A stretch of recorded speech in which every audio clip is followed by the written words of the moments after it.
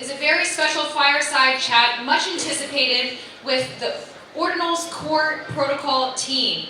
We have our moderator, Aaron, Chief Ordinals Oracle, Ordinals Protocol, Raph, the lead maintainer of the Ordinals Protocol, and lastly, we have our surprise guest, Casey Rodarmor, the inventor of the Ordinals Protocol, a true luminary who's paved the way for innovation in the world. So thank you, Casey, thanks for your team and everyone that's here. Let's give them more welcome. Yo, it's crazy to be here. I absolutely never expected that things would explode the way they have. Over 30 billion inscriptions. Pretty insane. This is a conference that I had nothing to do with. It was entirely a sort of community effort, which is just insane and awesome. And thank you so much to the organizers and everybody who made this happen. It's great to be here, and it's super humbling to be among all these Ordinals degens. Yeah, so I guess let's just get started. And I mean, I think we'll probably just shoot the shit a little bit for a little while. It's good to be here. Casey, when you were working on Ordinals before Raph, with Raph, did you ever think that it was going to get this big? What did you anticipate Ordinals was going to be when you were working on it? Yeah, it's really hard to go back and try to understand my state of mind, knowing what I know now, because now I'm oh yeah, I guess it definitely had that possibility. But I think at the time, I very much took NFTs seriously in a way that other sort of hardcore Bitcoiners didn't really take NFTs seriously. And I just knew that there was a big unmet market demand for NFTs on Bitcoin. NFTs are sort of based around scarcity, and they have always been on the sort of highest status, most premium chain. Bitcoin is certainly the highest status, most premium chain, and so it's natural that people would want NFTs on Bitcoin. So I think that, yeah, abstractly, of course I knew that it could be big, but the reality, I don't think that I would have said, oh yeah, it's definitely going to be big. I'm oh, I don't know, I hope people like it. Nice, yeah. I'm wondering, Raph too. I mean, so, Casey was working on Ordinals before you started working with him. How did you find Casey? How did you find Ordinals? Why did you, how did that happen? Yeah, I don't know, I think I was following Casey for a while on Twitter. I thought he had some smart stuff to say on Bitcoin. It was this dude seems to know what's up. And I always thought he was working on this weird Ordinals project. He started in the beginning of 2022, something like that. Went through many weird iterations. Yeah. He was also working with another person before me. Shout out to Liam Scalzulli, my first apprentice. Exactly. At the time I didn't know any Rust, so the OR client is written in Rust. So I kind of ignored it. It was this looks cool, but I can't really contribute. And then it popped up again in my feed. It was okay, this looks really cool. I should just learn Rust. So I sat down for 2 weeks, learned kind of the basics, and then I just started contributing to the code base. And then we got talking, and then kind of out of that, this kind of working relationship started, and we would always hang out on Discord and share our screens and then code together. Either do pair programming, where we do share kind of problem in front of us, or we would do our own thing and kind of just hang out together on the internet. Yeah, and we spent months doing that, and we also had Twitter Spaces that we would hype people to try to come to, and it was fucking crickets. There was 5 people max. Yeah. Well, the first one was 5 people, and then the next one was nobody showed up for 2 hours. We're just on a Twitter Space talking to each other. I remember I went to one because I felt kind of bad for you, and Little pity attendance. Yeah, I showed up and that was when I discovered that you could do the soundboard on Twitter. You know what I'm talking about? Yeah, that you can press the buttons and make the sounds. How that works. It was the most fucking annoying 20 minutes of my life. Yeah, I just was doing the toilet flush sound over and over and over again on Casey's Ordinal space that had 3 other people on it. Yeah, that was the state of Ordinals before the mainnet launch. But then, yeah, we launched on mainnet, and it turns out nobody cares about something before there's real money on the line and you can degen, and then they care a lot all of a sudden. Yeah, that was crazy. We just really wanted to get something out, and then we published it right during my I was a student at the time, right during my exam season. kind of we published this, and then it like kind of blew up. I was writing exams, but then there was also this whole kind of new thing growing. It was kind of stressful, kind of yeah. I didn't do well in the exams that year. It was like kind of the perfect storm of publicity because it was something that sort of had some product market fit, and it also had drama around it, right? Like you had Bitcoin maxis telling people that you should absolutely not put JPEGs on Bitcoin, that this is a very sinful, unserious use of the Bitcoin blockchain. And Tricking the code. yeah, lying, tricking the code. But like these people have like hundreds of thousands of followers on Twitter that are they're blasting out to all their followers like don't use ordinals. And then yeah, of course it's like massive publicity. And also reporters will kind of be more likely to cover something when there's drama. Like if all they can write is like, oh, there's this new product, like it's great. It sounds like an advertisement. Reporters don't want to write those kinds of articles. But if there's drama, yeah, reporters are like, yeah, absolutely. And so they can cover this drama, and oh, there's this new protocol, and like the maxis hate it. So that was a huge contributor, I think, to it blowing up so quickly. How did you, I mean, you know, obviously there was that first kind of initial crazy wave of drama and reaction, and then I think things have evolved sort of since. I mean, how have you seen the reaction to ordinals progress over the last, 6-8 months, whatever it's been? Yeah, I think most of the maxis have kind of like accepted it, like they hate it, but they can't really do anything about it. I actually think the maxis are doing themselves a huge disservice. Like Bitcoin is uncensorable money, and of course people are going to do stuff with Bitcoin that you don't like, and they're also going to stuff data in the protocol that you don't like. And I think that they kind of, I don't know, misunderstand the nature of Bitcoin. I wish Bitcoin maxis would be a little bit more inclusive to the ordinals degens and be like, okay, like do your thing, whatever, who cares, but like, come back and suck on the teeth of Mama Bitcoin. But like another thing is that I was very stressed at the beginning because I was sort of like, well, I have to do everything. Like everything's on fire, like everything's broken. Everything is still on fire, everything's still broken. But there's so many people that are also working on it, and there's, services, and the sort of ecosystem is starting to evolve. So that takes a little bit of the pressure off. Although, of course, ORD is still very important. It's the reference implementation. It's the sort of most decentralized, or like the most trustless way, let's say, of using ordinals and inscriptions. So I think it's very important that it works well. But obviously, having all the sort of development in the ecosystem from the community is just tremendous. Yeah, it's crazy to see how many people now kind of depend. Like I make some changes and then tell me, oh yeah, I now have to integrate this into my whole like infrastructure. Like teams of developers are kind of using this thing. It's terrifying, isn't it? A little bit, yeah. But it's fun, yeah. Yeah, we make like one change on GitHub, and then there's like tweets that like, oh, Raph and Casey did this, oh. Yeah, man. And I'm like, oh my god, can't we just work in peace? Yeah, it's a very public way of working. It's a weird way of working, but it's also kind of cool. Yeah, agreed. So, I guess kind of surprise guest here in Singapore, not announced, but we've been here for a couple days now.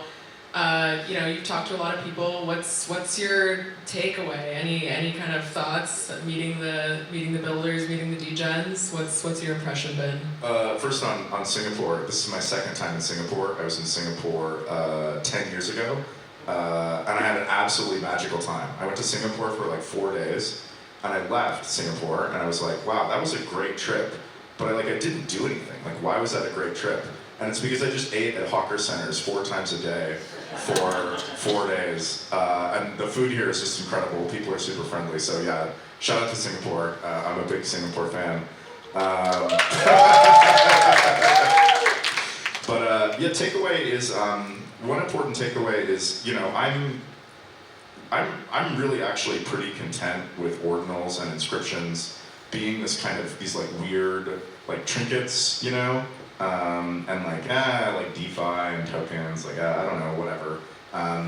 But I do want to do as much as I can to sort of support those meta protocols on top of ordinals, just to make it so that they can be a little bit more maybe efficient and coexist sort of with everything else. So that's one takeaway, is that before I was like, okay, like all these people making meta protocols, they're just gonna do whatever, and I don't know if there's anything that I can really do to sort of improve the user experience or make them work better at the base layer of the protocol. But being here and talking to people, I actually think there's a few things that probably Ord can do to make better protocols a little bit more robust, a little bit more efficient. So that's one takeaway. Raph, what about you? Yeah, for me, it's crazy. Like when you work on something kind of on the internet and you code something, it's all like these virtual interactions. So you don't really know what's real, like what is the signal that's coming through your screen, like actually like a real signal. But then you come here in person and meet all these people and all these people that depend on things you write, and there's actually like real human beings like caring about something. So that's always very encouraging to see, and motivates me like coming to these conferences. And yeah, I agree with Casey, like that Ord or Ordinals protocol in general should be a very kind of base layer to enable as many things as possible. So, I mean, we kind of expect from the maxis that they allow any kind of transaction, so we as the Ordinals kind of protocol developers sort of also accept that anyone can do whatever they want with our protocol. So I think yeah, we try to follow that kind of philosophy. Yeah, absolutely. So I guess going off of that, then, you know, what's next for the protocol? What are you guys working on now? What do you see coming up? What do you see to be the future of the Ord protocol? Yeah, I mean, there's many features. There was like yesterday we made a new release 0.9 where we kind of introduced the first kind of basic iteration of a parent-child relationship, which kind of enables provenance and collections. It's still kind of the first iteration. There's still some more kind of features that we want to add to actually make it practical. But yeah, there's a lot of other stuff kind of on the horizon to kind of make Ordinals protocol better. I know what Casey had some specific stuff he wanted to talk about, but I'm not sure if you want to mention it. Oh, sure. Yeah, no. Yeah, like I actually think that there's a bunch of things we want to do. It's not like too much. I think maybe we have some hope of finishing the protocol. I'd be very happy if the base protocol, we were able to finish it and then it just didn't change. Yeah, get out of alpha. We're still in alpha. Yeah, we're still in alpha. But yeah, like I don't think it's particularly good for the protocol for it to just be tweaked and tweaked and tweaked endlessly. And like right now, like, you know, I'm sort of like a, you know, dictator. Me and Raph are like co-dictators. And like that's not good in the long term. So yeah, it'd be nice to sort of finish it. As far as future features, I don't know if everybody knows about the provenance, the parent-child provenance. I'm actually kind of curious, like, who knows what parent-child provenance is? Raise your hand. Okay, sweet. So some people know, so that's awesome. So currently the way that people do collections is they just make a bunch of inscriptions, and then maybe they put a JSON file somewhere, and they're like, oh, these are the inscriptions in the collection. But that's not so great because you can't verify on-chain which inscriptions belong to which collection. So parent-child provenance, the way that it works is that you have an inscription, and then when you can use that inscription in a new inscribed transaction and create a new inscription that is the child of that parent inscription. And then when you go to that child inscription, its page on ordinals.com, it says the parent, and you can click on the parent to go up to the parent, and on the parent it has a list of all of the children. So this is a very flexible, very general mechanism for establishing on-chain provenance. So only the person who holds an inscription can create children under it. So you can't create children under somebody else's like inscription. So this means that you know that the children was created by the holder of the inscription at that time. And one nice thing about it is I think it's actually much better than collections in NFTs on other chains. I actually think it's a real improvement on how provenance is done, for example, on Ethereum, because the number of sort of generations is unlimited. So the way I think the easy way you can imagine this being used is an artist might create an inscription that represents them, and every time they want to create a collection, they create a child of that, their sort of avatar inscription, and then they create the items of the collection under that collection inscription. So you can have any number of degrees of hierarchy, and I'm sure people will come up with very creative uses for all of these this like sort of flexibility. I think it's really cool, as opposed to on Ethereum where it's only like one level. And I'm looking at my little notes. Oh yeah, batch inscriptions, doing multiple inscriptions efficiently in a single transaction. That's something that we want to do, and that's especially something that is desirable now that there's sort of like official way of doing collections. And then content compression. Really no reason not to be able to zip or broadly compress your content. And then what else? Yeah, is there anything else? I mean, you could like make the wallet a bit nicer, maybe add a GUI. Oh yeah. GUI wallet, but like dude, that's like long term. Like, Yeah, that's like. listen, we're just two schlubs up here. Like there's a Like limit. add more recursive endpoints. Like at the moment, you can only do like block height, timestamp, and the actual content of other inscriptions. But then kind of adding kind of more ways to get data from the Bitcoin blockchain and kind of interact and create art around that. So I think we'll be consecutively adding more of those. You just have to really think about correctly designing them, because once they're set in stone forever and you cannot change them. So it's a very tricky design space. Like you cannot change the API and have support it forever. Yeah. But what do you think? Maybe we can finish it in a year, like by the end. Yeah, I think it would be nice to have Just the core protocol done. Yeah, like in a year. the basic feature is done, kind of most of the edge cases kind of mapped out, and then maybe a 1.0 release. Yeah, 1.0. At some point, yeah. Maybe in half a year. Yeah. But I hope that the I protocol. don't know about all these deadlines you guys are setting on stage here. I don't know, what else do you want to talk about? You have a list. Let's see. I'm sort of like very skeptical about tokens and DeFi and the metaverse and stuff like that. I'm sort of like a cranky old man. Honestly, a pretty hardcore Bitcoiner. I'm not a maxi because the maxis are kind of cringe and ideological. But if you actually ask me like what I believe, what do you think of this? What do you think of that? You'll find that I believe a lot of the same things as maxis. I'm like a very like Bitcoin first person, and I'm not opposed to DeFi or those things. But in general, I just don't think they work very well. But on the other hand, these meta protocols on top of Ordinals using inscriptions, they make inscriptions, and so they contribute fees to securing the base layer of Bitcoin, which I actually think is incredibly beneficial. So I'm sort of like cautiously optimistic and like happy with the experimentation that people are doing, because I think ultimately, regardless of how much it's able to bear fruit, it will contribute to securing the blockchain, the Bitcoin blockchain, which is sort of like the lifeblood that we all swim in. So that's good. What kind of things are you, interested in and excited about in terms of what's being made on Ordinals right now? I really just want to see more weird art, weird trinkets. I'm pretty happy with like the rare stat meta starting to take off. Like miners, if you look at recent blocks, you'll see that miners are actually stripping off the rare sats. I'd like to see more use of sat names. There are all sorts of different sort of like namespace protocols on top of Ordinals, but in fact, because each sat has a name, you can use that as a namespace. And I'm very excited about seeing parent-child collections and seeing what people do with that and all the crazy weird like hierarchies that they create.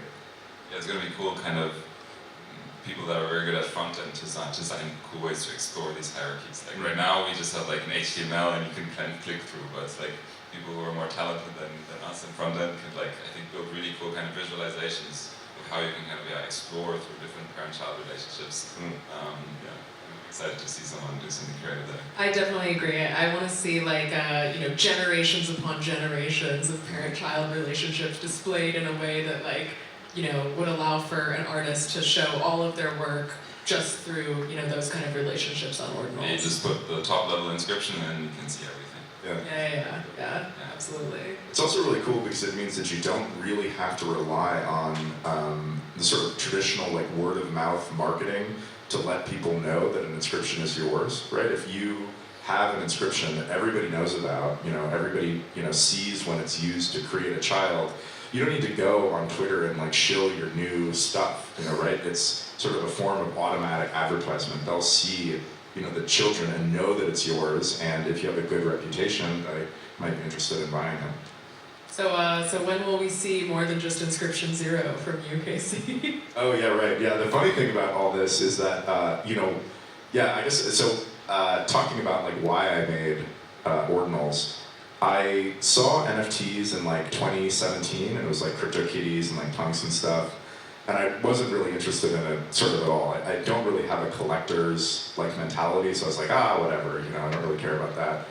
And then in, I think 2019, I started to see art blocks, and I had made generative art in the past, and so I thought that the art on art blocks was quite good, and it was the kind of art that I had made before. And so I was like, okay, like NFTs are actually kind of interesting. Like it'd be pretty cool if I could make and sell my own NFTs. And so I was like, okay, well I guess maybe I'll do it on Ethereum. So I started to look at ER721, the standard, and Ethereum and how NFTs work on Ethereum and how they were stored. They're on PFS or they're on Arweave, or they're on just an AWS server, and they're all mutable. If you want to make sure that an ERC 721 contract is not mutable, you actually have to dig into the source code. You have to audit it. And I actually wrote some Solidity, but I never deployed it. I was like, I can't do this. This is terrible. Like, this is awful. Like, everything is bad about it. So I was like, all right, well, I guess if I want to make inscriptions, I've got to, figure out how to do it on Bitcoin. So I started noodling on it, like how to do it on Bitcoin. I had this weird idea about atoms. It was very strange, like the sort of prehistory of ordinals. At one point, the inscription, the content was not going to be on chain, but like nobody wants that because then you have to run a server that you like retrieve it from. It's a mess. And so then I finally came up with like inscriptions, content being on chain, everything being immutable, and it's out there. People are degenerating hard. They're making inscriptions, and I've made 1.5 inscriptions. I made Inscription 0, and then me and Aaron made 1 inscription for our podcast, which, by the way, the Hellmany podcast, wherever fine podcasts are purveyed.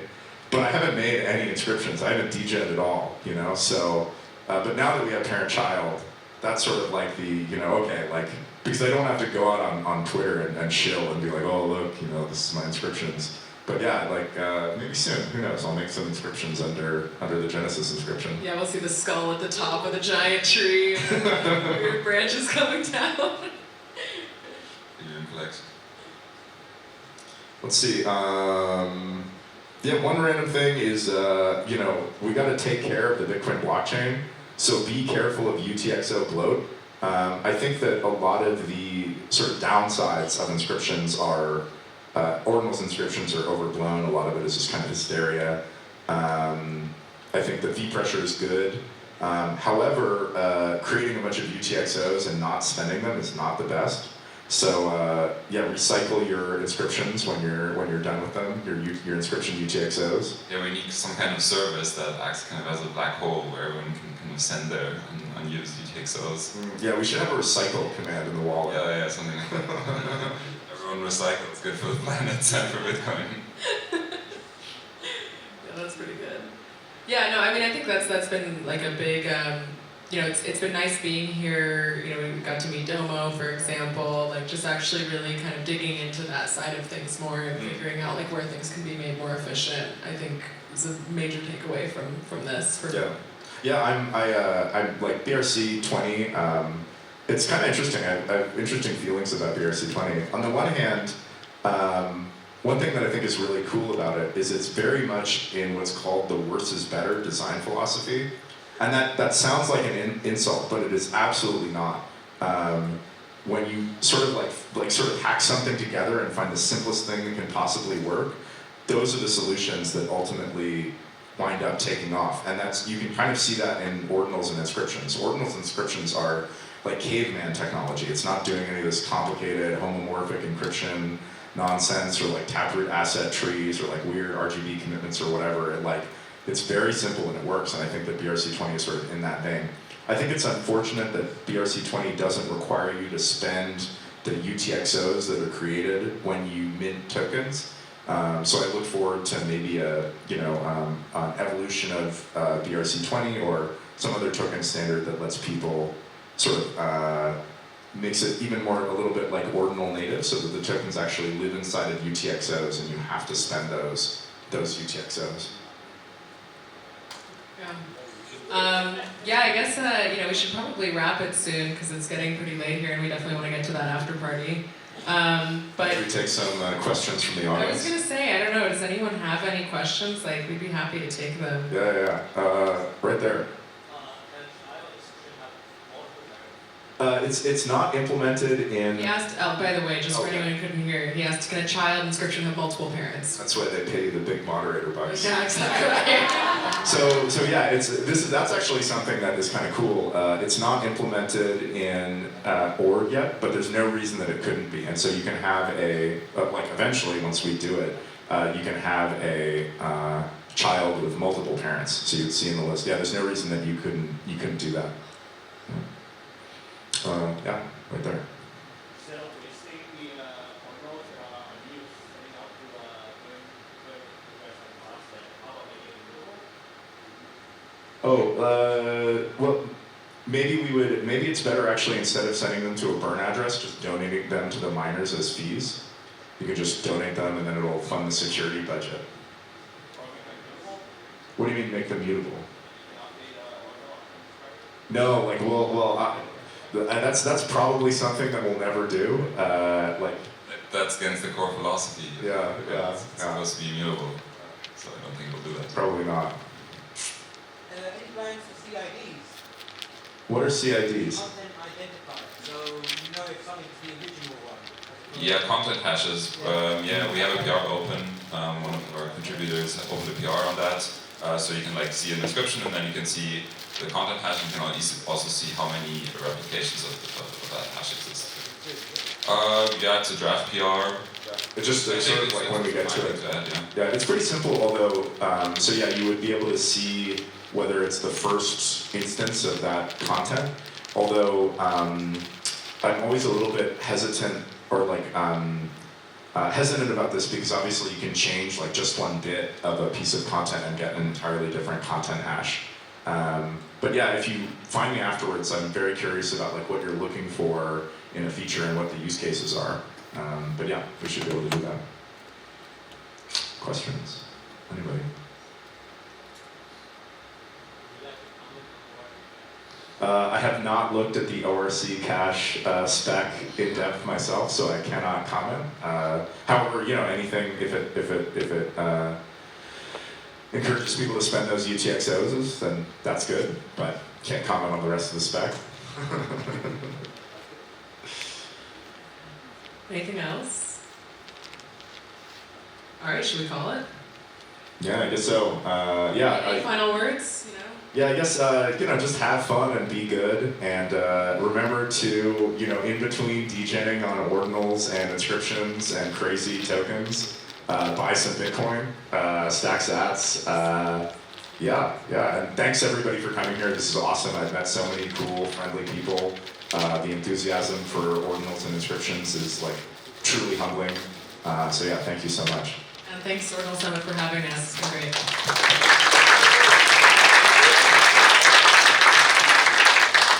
All right, here we go.